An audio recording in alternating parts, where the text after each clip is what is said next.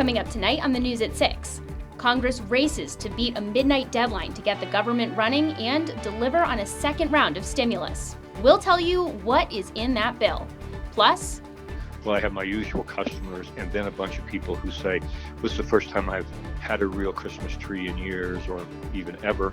Real Christmas trees are making a comeback in 2020.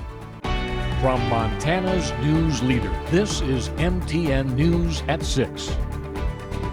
Good evening. Welcome to the News at 6. I'm Marian Davidson. Thanks for joining us. Montana's news leader. Well, new tonight at 6, St. Peter's Health completed a $9 million improvement on the surgical suite at the Regional Medical Center in Helena. The project included expanded operating rooms, a new robotic surgery system, and improved imaging, disinfection, and airflow. The whole thing took about 2 years to finish. Leaders say the improvements mean doctors will have the tools they need to provide patients top quality care.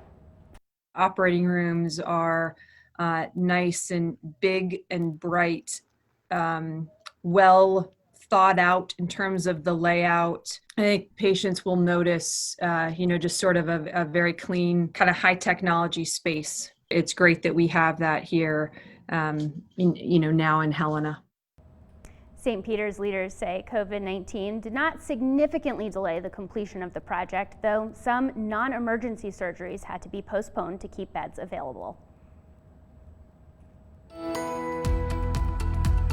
All right, now it's time for First Weather with Chief Meteorologist Curtis Grevenitz. Welcome back, Curtis. Yeah, thank you very much. I'll be reporting live from St. Peter's Hospital tomorrow. Actually, I won't be reporting live, but I will be visiting. I guess they made all that expansion for me, just for me coming. I ruptured the Achilles over the weekend doing a little skiing, so I'm going to sit down here for a little while. I'll give you the forecast. Surgery is tomorrow. A little snow, a little rain moved through parts of the state earlier today. You can see a lot of that moving off towards the north. And whoa, look at what we have for tomorrow. A lot of central eastern Montana under a high wind watch. Avalanche watch for Glacier National Park, for the Mission Range, for the Northern Swans, for the Whitefish Range, and an avalanche warning for the Southern Swans, the Southern Missions, around the Rattlesnake area, around Montana Snowball, and then also the Bitterroot Mountains, and a winter weather advisory here. But this is for elevations above my head, above about 5,000 feet here. So a little snow coming through, more wind though than white. Christmas just a few days away. Who has yet to start their shopping? We've got a bright Christmas for everybody. And again, if you have been doing snow dances, if you have not been washing your car, doing anything you can to try and get snow, well, I am the sacrificial lamb to Uller, the snow god, so you are all welcome. More on the forecast plus Weatherwise coming up. Thanks, Curtis. Well, now looking at the state's COVID-19 situation, a combination of state and local data shows active cases of COVID-19 continue a steady decline. Data shows just over 500 cases have been added since last night, with just under 7,900 active COVID-19 cases in the state.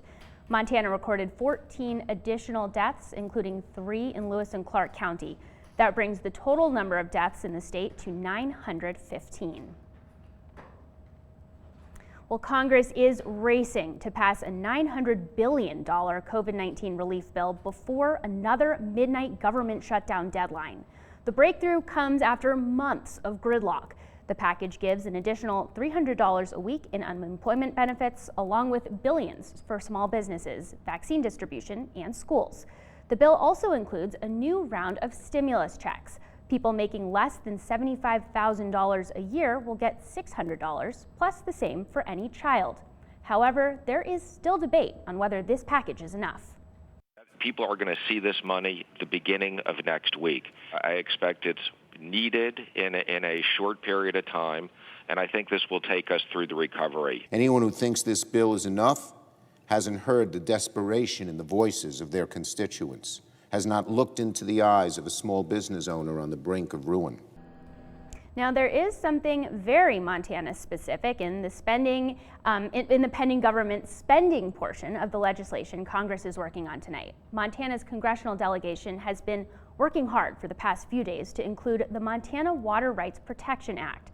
Now, the act would resolve decades of negotiation and dispute over tribal water rights in the Flathead Basin, providing a $1.9 billion settlement to the Confederated Salish and Kootenai tribes.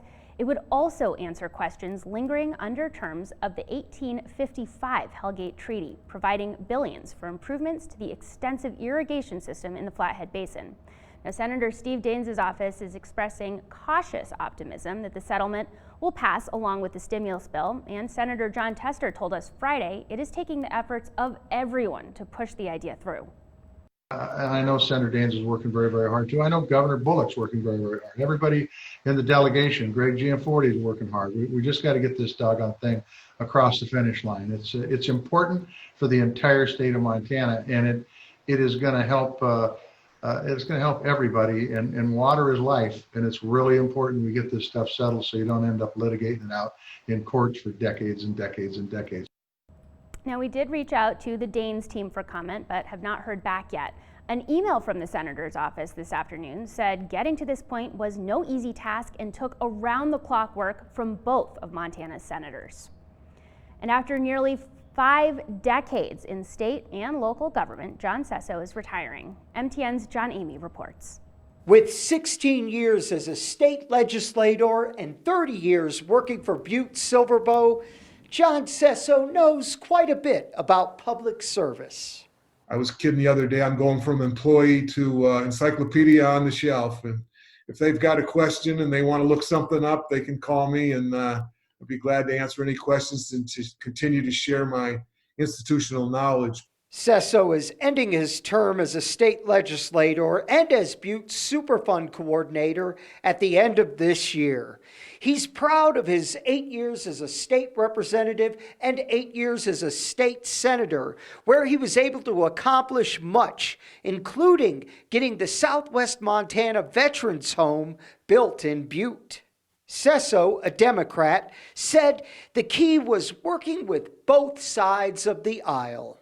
And you try to, sort of ignore the static of the ideology. People who are more interested in their ideology than they are governing and finding solutions to problems, then you can get stuff done. Sesso also worked on Butte's Superfund cleanup plan for the past several decades, which eventually led to the signing of the consent decree earlier this year. It just took too darn long to get the consent decree done. But the fact that it is done, and now we have a blueprint for the work that we have to accomplish in the future, and more importantly, not only the next 5 years of implementation of the rest of the remedy, but taking care of the remedy forever. Sesso believes Butte's economic future is bright, but he's more encouraged to find that the next generation is stepping up to take a leadership role. We're seeing some young people get involved in the future of our town, and I think that's very important that younger people get involved and start becoming our leaders. Well, that was John Amy reporting, and Sesso, who is 67, say he and his wife Barb plan to continue to live in Butte and travel in their retirement. And still ahead on the news at 6, the Salvation Army helps 40 local families this holiday season. The details up next. News leader. You're watching MTN News at 6. Welcome back to the news at 6. About 40 Helena area households are getting a helping hand this week, thanks to the Salvation Army and local donations. The Salvation Army Helena held its annual Adopt a Family distribution today. People in the community sponsored local families in need, providing gifts ranging from toys for children to household items for adults. Volunteers brought the gifts to families curbside because of COVID-19. Now this year, the Salvation Army expanded the program to serve seniors, veterans, and single adults. Leaders said they wanted to reach people who might otherwise fall through the cracks, especially during the pandemic. It blesses our heart. It's just amazing the generosity of the Helena community and how much they're willing to give, and it's neat to see the Helena community really come together for this event. The Salvation Army is also continuing several other campaigns, including a virtual red kettle. Now, because of COVID-19, they have not had as many bell ringers out as they have in previous years. And now with another look at the weather, Chief Meteorologist Curtis Grevenitz. I'm over here. I'm down here. Right here, you can see the next storm system coming towards the state. I'll have more plus Weatherwise coming up right after this. There starts now with Chief Meteorologist Curtis Grevenitz. Well, I'm not Curtis, but it is time for Weatherwise. It is Christmas week, and a special visitor will grace the night sky. No, not just Santa, it's the Christmas star. And in this week's Weatherwise, Chief Meteorologist Curtis Grevenitz explains that this great star is not actually a star, but a rare conjunction of the two largest planets in our solar system. All year long, Saturn and Jupiter have been dancing in the southern sky, getting closer and closer. Tonight, on the winter solstice, the planets will appear almost as one, making their closest pass, forming a great conjunction in the southwestern sky. In actuality, the planets are some 456 million miles apart. That's nearly 5 times the distance from the Earth to the Sun. The perspective from Earth will make those planets appear very close. The planets have not been this close and visible for nearly 800 years. Close passes of Jupiter and Saturn occur every 20 years, but rarely this close, and sometimes they are not visible because of the glare from the sun. The best conditions to see this astronomical event include clear southwestern skies. Binoculars may help you distinguish the planets. A telescope would enable a view of Saturn's rings and the brightest 4 moons around Jupiter. Jupiter is the brighter of the two. Saturn is slightly fainter and will appear slightly above and to the left of Jupiter. If it is cloudy where you are now, don't fret. The planets will still be extremely close to each other for the next several months as they begin their journey away from each other. What a great way to enjoy the longest night of the year. And now, you're a little more Weatherwise. All right, and I know that some people can see it. A bunch of people have told me that outside right now, you can actually see the conjunction, and a lot of people, like around Great Falls, dealing with some thick fog, pea soup fog out there. Careful of that with temperatures right around the freezing point. Could have some slick spots developing. 34 in Great Falls. Helena, though, a little warmer, 39 degrees, calm conditions. And again, it would be in the southwestern sky here.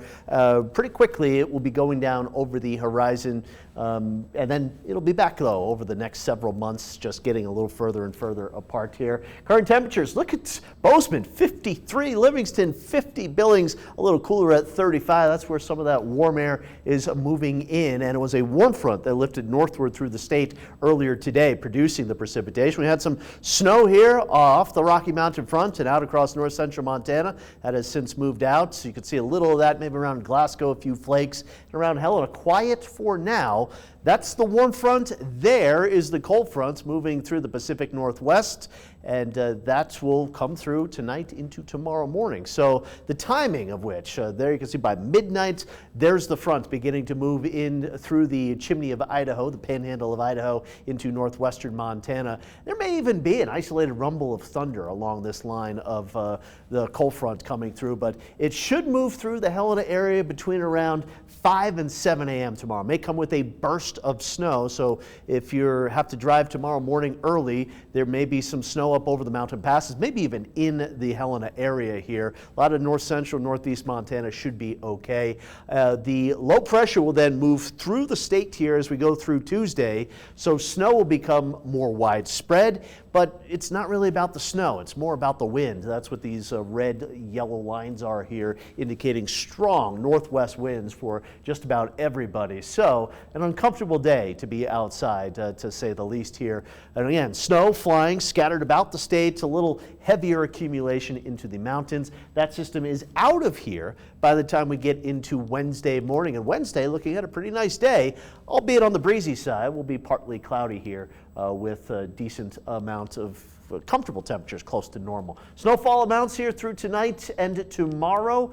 The mountains certainly picking up several inches. The lower elevations in a few areas maybe coating up to about an inch or two at best. Helena, trace of snow, coating of snow out in the valley, maybe a couple inches into the hills around town. Same goes for Great Falls. The Highwoods certainly picking up some snow, the little belts as well. Cut Bank's already seen a little accumulation, maybe an additional couple inches tomorrow. Lewistown could see upwards of about 3 inches. Again, comes with wind, so that may reduce the visibility and make for a little difficult travel. However, between a trace up to an inch, and the mountains 3 to 8 inches of snow. Careful, because that avalanche danger is going to be nasty over the next several weeks. Tonight, 20s and 30s, areas of fog and maybe a little shower, a couple of flakes up here in northeast Montana in the next few hours. Lewistown staying above the freezing point. There's some of that snow around the little belts, and around Helena, some snowflakes into the mountains. And again, tomorrow morning around 6 o'clock, that's when that front should come through. So watch out for maybe a little burst of some snow coming through. Low pressure moving through tomorrow. It's mainly windy. There will be areas of snow, highs in the 30s and the 40s early, and then the temperatures will be dropping through the afternoon down into the teens tomorrow night. Pretty cold night. Wednesday, partly to mostly sunny, a bit on the windy side. For Thursday, Christmas Eve, looking pretty nice, and look what the wind is doing to the temperatures up across north central Montana.